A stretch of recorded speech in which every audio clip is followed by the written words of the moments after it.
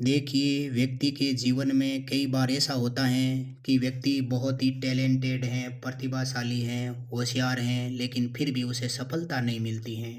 फिर भी वो अपने लक्ष्य तक नहीं पहुंच पाता है। इसका प्रमुख कारण क्या है? बहुत ही रोचक कहानी है। एक गुरु और शिष्य जंगल से होते हुए अपने गांव जा रहे होते हैं। अंधेरा काफ़ी हो चुका है। शिष्य ने अपने गुरु से कहा कि गुरुजी, काफ़ी रात हो चुकी है, अगर आप कहें तो आज की रात यहीं आसपास के किसी गांव में गुजार लेते हैं। गुरुजी ने सहमति जताई और वो आसपास के गांव में एक छोटे से घर के पास जाकर रुकते हैं। अब जैसे ही वे वहां गए तो गुरुजी के शिष्य ने दरवाज़ा खटखटाया। उस घर से एक गरीब आदमी बाहर आया।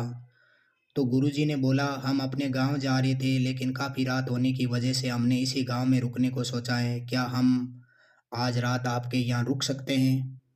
गरीब आदमी बोला, हाँ, क्यों नहीं, आप दोनों अंदर आ जाइए। अब जैसे ही गुरुजी अंदर गए, उन्होंने देखा कि उस आदमी के घर बहुत ज़्यादा गरीबी थी। गुरुजी ने उनसे पूछा कि आप क्या काम करते हो?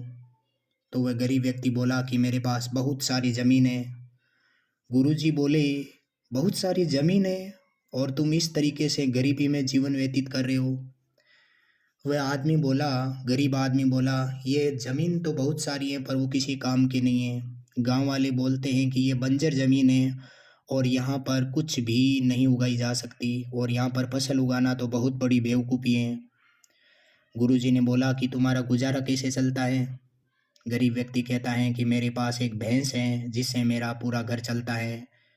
ये सुनने के बाद गुरुजी सो जाते हैं और रात में जब सभी लोग सो रहे होते हैं तब गुरुजी अपने शिष्य को उठाते हैं और उस गरीब आदमी की भैंस लेकर अपने गांव चले जाते हैं। शिष्य अपने गुरु से पूछता है कि गुरुजी, कहीं आप कुछ गलत तो नहीं कर रहे हैं? उस गरीब आदमी की रोजी रोटी इसी भैंस की वजह से चलती है। तो गुरुजी अपने शिष्य की तरफ देखते हैं और मुस्कुराते हुए आगे बढ़ जाते हैं।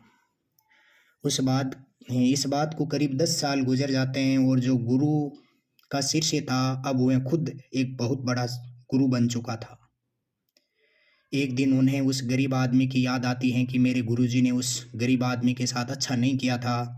मुझे एक बार चलकर देखना चाहिए कि वह आदमी अब किस परिस्थिति में है।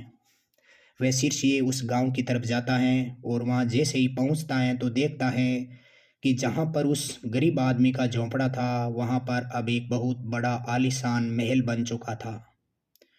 और उस झोंपड़ी के बाहर जो जब बंजर जमीन थी उस पर फल और फूलों के बगीचे थे। तभी इधर से उस घर का मालिक आता है। शिष्य उसे पहचान लेता है और उस आदमी को बोलता है, तुमने मुझे पहचाना? मैं कई साल पहले अपने गुरुजी के साथ यहाँ आया था और हम दोनों एक रात आपके यहाँ ठहरे थे। वह आदमी उसे पहचान लेता है और बोलता है कि उस रात मैं आप कहाँ चले गए थे और उस रात के बाद ही मेरी भैंस भी कहीं चली गई। मेरे पास जीवन चलाने का कोई रास्ता नहीं था, तो मैंने अपनी ज़मीन पर मेहनत की और फसल निकल आई। आज मैं इस गांव का सबसे बड़ा और सबसे अमीर आदमी बन चुका हूँ। ये सुनने के बाद शिष्य की आंखों में अपने गुरुजी के लिए आंसू आ गए। उसे ये बात अब समझ में आई और वह रोने लगा। क्योंकि उसने जब वह गुरु उसकी भैंस ले जा रहे थे तो उसने शिष्य ने पूछा था कि गुरुजी, कहीं कुछ आप गलत तो नहीं कर रहे हैं? आज उसे समझ में आया। इस कहानी से हमें ये शिक्षा मिलती है कि हमारी अंदर ऐसी बहुत सी टैलेंट छुपी हुई हैं, लेकिन हमें कोई न कोई ऐसी चीज़ रुका कर रखी हुई है, कोई चीज़ है जो हमें रोक रही है आगे बढ़ने से।